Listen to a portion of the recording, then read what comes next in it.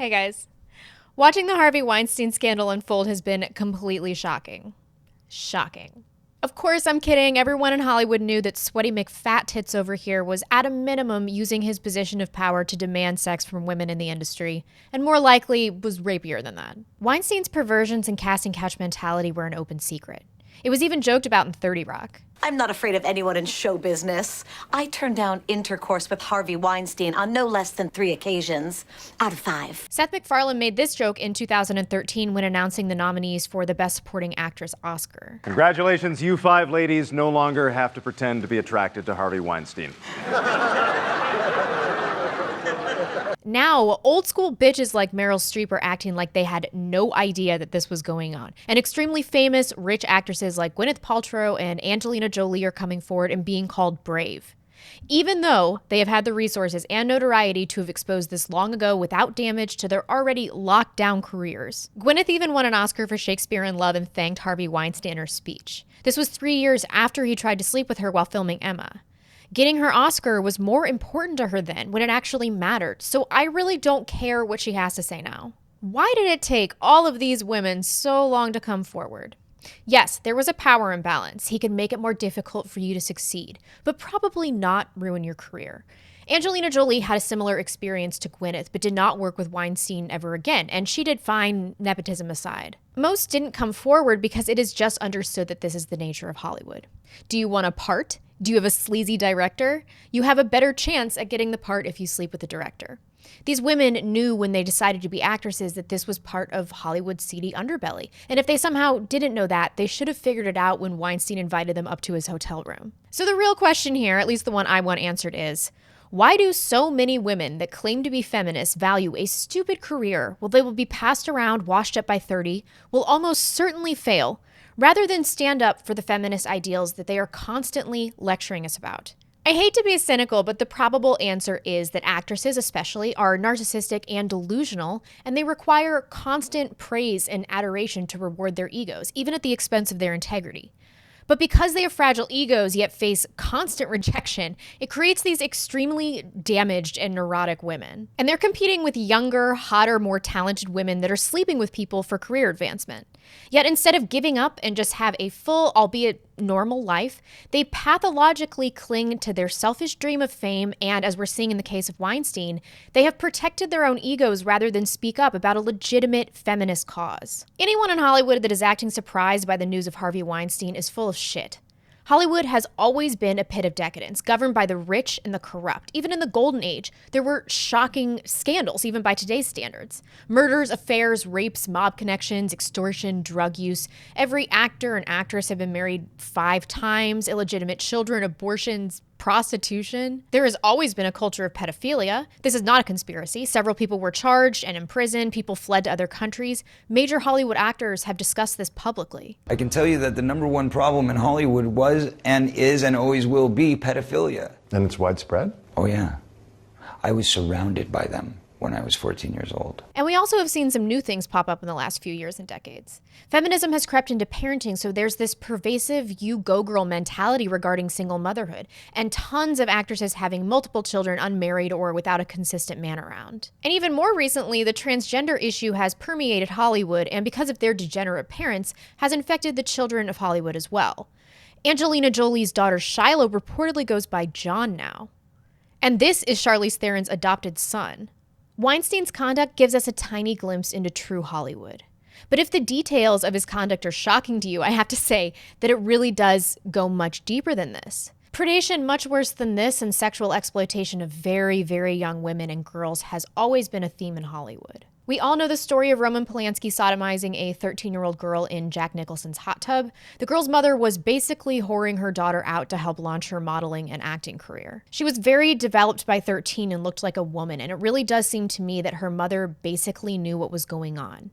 In what world would it be okay to send your barely teenage daughter to play in a hot tub with 2 drug-using, much, much older millionaire Hollywood elitists? It's baffling. It is beyond neglect because her mother was so proactive. Yet the sad truth, and perhaps the truth that this evil mother had realized, is that there is a baseline level of sexual exploitation and selling your soul that happens to nearly every actress, success or failure, in Hollywood. Jennifer Lawrence is a perfect example. She hit the scene in Winter's Bone and did a gritty performance that I found very convincing. I liked it. I liked that she was a plain Jane from Kentucky and she had some real acting talent. Throw her into Hollywood, turn the spin cycle on, take her out a few years later, what do you have?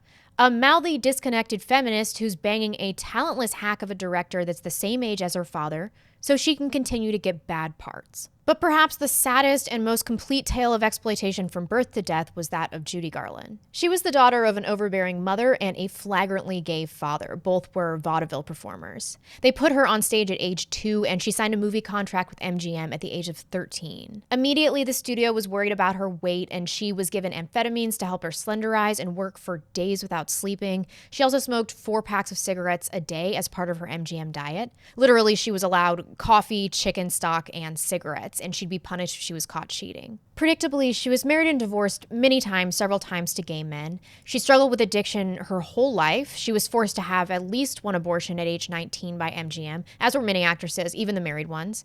She never recovered from all this and died of a drug overdose in her 40s. In an environment like Hollywood, it is not possible to keep young women safe, and it is certainly not possible to keep children safe. More distressing than casting couch behavior is the open secret of rampant pedophilia in Hollywood. And just like the protection of Weinstein, powerful Hollywood pedophiles have been protected and defended by Hollywood elites. If Hollywood is willing to cover up sexual assault and rape to protect themselves and their careers, why wouldn't they do the same for pedophiles? These kids have tons of time alone with coaches, mentors, directors, producers. It's an ideal situation where a child is separated from his or her parents. The parents are not suspicious, and there is ample time for grooming. It's a perfect industry for pedophiles. The LA Times discussed this in 2012. Child sexual abuse cases in Hollywood attract attention. At least a dozen child molestation and child pornography prosecutions since 2000 have involved actors, managers, production assistants, and others in the entertainment industry. In his private journal, Jason Michael Handy once described himself as a pedophile full-blown. Handy snapped more than 1,000 photos of girls at the elementary school across the street from his house using a camera with a telephone lens, according to court documents. He volunteered at a Malibu church where he worked with 6-year-olds. And his job as a production assistant at one of the nation's most prominent producers of children's television programs, Nickelodeon, gave him access to child actors on and off the set and allowed him to exchange email addresses and phone numbers with them. He used the hopes of at least 2 girls who dreamed of careers in TV to sexually exploit them. Handy was sentenced to 6 years in prison after pleading no contest in 2004 to 2 felony counts, one of lewd acts on a child and one of distributing sexually explicit material by email, and to a misdemeanor charge related to child sexual exploitation. His arrest and prosecution received scant media attention at the time but are attracting renewed interest now after the recent arrest of a talent manager on molestation charges and reports by the Times that a registered sex offender was working with children as a casting associate. Complex has an excellent timeline of pedophilia in Hollywood, and I'll start in 1986. On the set of The Lost Boys, Corey Haim confesses to Corey Feldman that an adult male convinced him that it was perfectly normal for older men and younger boys in the business to have sexual relations. 1987, Bob Villard, a children's agent who represented Leonardo DiCaprio, charged with transportation of child pornography. He actually was selling headshots and pool photos of child actors that he worked with on eBay to other pedophiles, and the ring implicated several other high-profile Hollywood figures. This is discussed at length in an excellent documentary about Hollywood pedophilia called An Open Secret, and I've linked that below. 1988, director Victor Salva convicted of molesting the 12-year-old boy starring in his debut feature Clown House. 1990s, Mark Collins Rector and Chad Shackley allegedly host lavish parties attended by teenage boys. This is also discussed at length in the documentary that I mentioned. 2001, Bob Villard sentenced to 3 years probation after discovery of thousands of photos of boys in skimpy bathing suits in his home. 2002, lawsuit filed against Collins Rector, Shackley, and their company Digital Entertainment Network. 2004, Jason Handy sentenced for 2 felony counts, one of lewd acts on a child and one for distributing sexually explicit material by email. 2012, Martin Weiss, a children's talent manager, pleads no contest to 2 charges of oral copulation with a child under the age of 14. In 2014, Jason Handy faced a second arrest for child abuse after working as a production assistant for Nickelodeon. Until 2012, there was no law preventing convicted child molesters from working with children in the entertainment industry as casting directors, managers, photographers, publicists, or coaches. Bob Villard alone appears on this list 3 times. Hollywood pedophiles work together, they protect each other, and find positions for one another where they can groom and rape children. Jason Handy worked for Nickelodeon and used it as a platform to molest children after he had already been sentenced to 2 felony acts, one of them being committing a lewd act on a child. As though the rampant, provable pedophilia isn't bad enough, I haven't even mentioned some of the biggest sex scandals.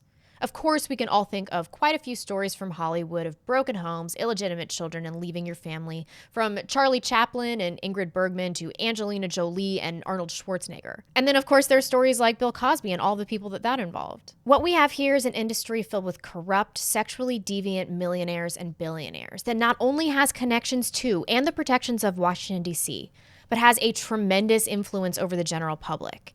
And their warped, globalist, feminist, and anti-nationalistic message has become palpable to the average American. Perhaps this is due in part to the cynicism that inevitably develops when you lose parts of your soul by degrading yourself. That goes for actors and directors. This is manifested in the art that they create, everyone in Hollywood. Cinema is soulless now, plots are insipid, and worst of all, there is propaganda in everything. It's crazy. Women in Hollywood who are actually part of something that looks like a rape culture won't say anything about it for fear of losing their stupid careers. Then they project on white men in the general population. And that is what Americans are most sick of. It would be one thing if Hollywood was simply a standalone den of perversion, still producing good content. But that's not the case. Despite the pedophilia, rape, sexual assault, family destruction, and general debauchery that is pervasive in Hollywood, they preach to us at awards shows, berate us in their films, and tell us in interviews that middle Americans are useless, wicked white trash. How can I possibly take someone like George Clooney seriously, especially when he outright says that he belongs to a superior class of supremely virtuous individuals? We are a little bit out of touch in Hollywood every once in a while, I think. It's probably a good thing. We're the ones who talk about AIDS when it was just being whispered. And we talked about civil rights when it wasn't really popular. And this academy, this group of people gave Hattie McDaniel an Oscar in 1939 when blacks were still sitting in the backs of theaters. I'm proud to be a part of this academy. Proud to be part of this community. I'm proud to be out of touch. And I thank you. Or Ben Affleck. We all remember this brave stand he took on Bill Maher in defense of disenfranchised Muslims that he can totally relate to, guys. Or how about the more than 1 billion people who aren't fanatical, who don't punch women, who just want to go to the store, wait a second.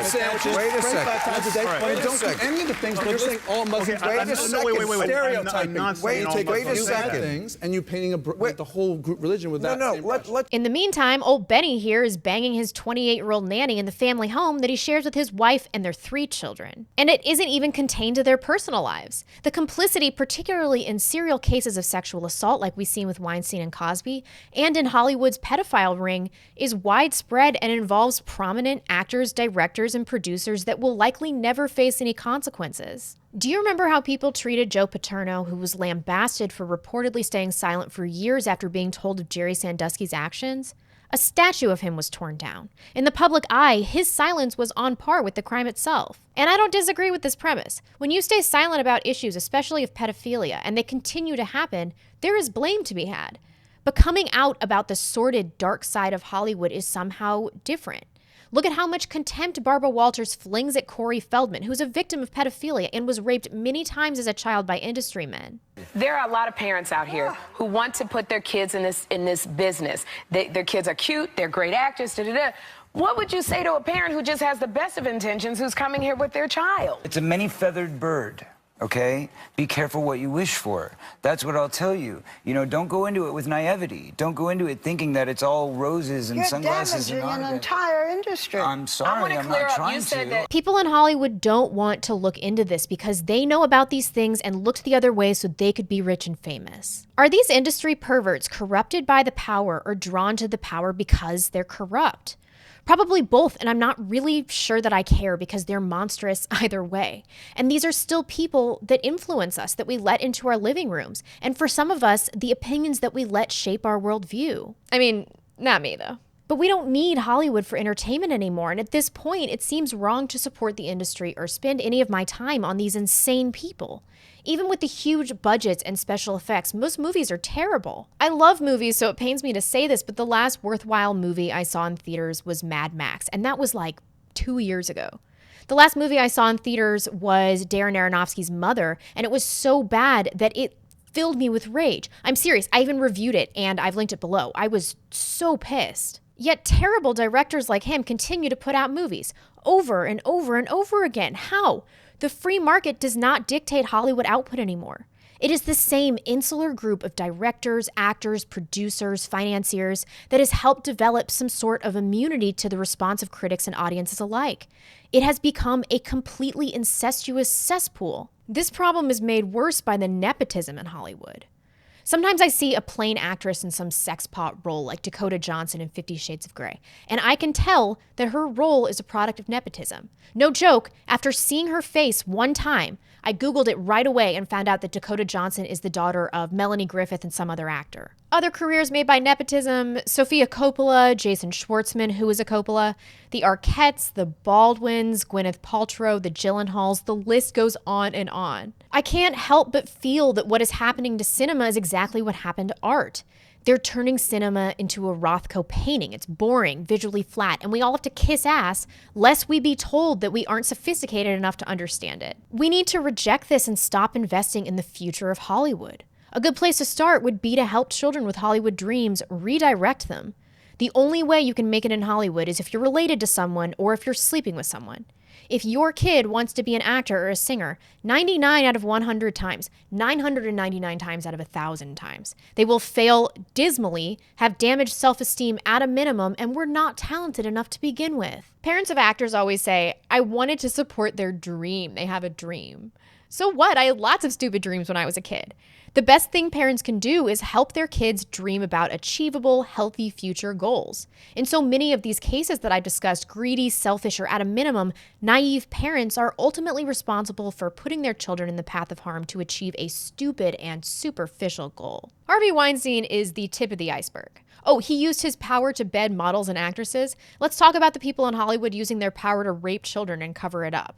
This may be the first large scandal to unleash a torrent of Hollywood secrets. All actors and directors, especially plain and untalented ones, are a suspect now. When I see a movie, how am I supposed to know that someone within this giant cast or crew, a producer, director, whatever, is not involved in any of the things I've talked about? I can't, and I guarantee this is bigger than we think. Hollywood and the NFL are being torn apart, and as a society, we're losing our bread in circuses. This will have a profound effect. We'll have to look at the deeper cultural problems that we have. That being said, we need entertainment still, and there's no reason that this can't come from other platforms. Let me know what you think in the comments section. Does this spell disaster for Hollywood? Will we find out that this is much worse than we had anticipated? And can we defeat Hollywood and its influence by pulling our funding and creating competition for entertainment? Thanks, and I'll see you soon. Bye.